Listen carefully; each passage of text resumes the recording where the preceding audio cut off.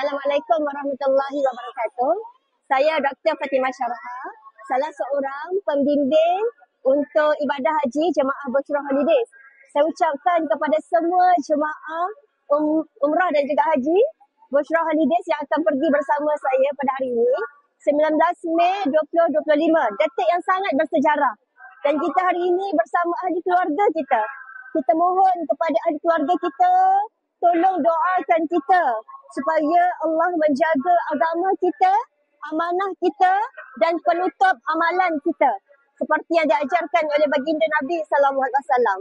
Dan kita pula yang nak musafir ni, kita sama-sama mendoakan, kita menitipkan pesan kepada Allah Subhanahu Wa Taala untuk menjaga semua kesayangan kita.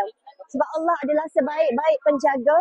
Allah adalah Arhamur Rahimin, Maha Pengasih dan Penyayang. Dan Allah tidak akan sesekali mensia-siakan harapan dan doa siapa sahaja yang menitipkan pesan kepada Allah Subhanahu Wa Taala. Dan kalau kita ada rasa kebimbangan, ketakutan, banyakkan baca Li'ila fi Quraish sampai ke akhir ayat. InsyaAllah Allah lah yang akan mengamankan segala rasa takut kita, lapar dan dahaga kita, memberi perlindungan dan keamanan kepada kita.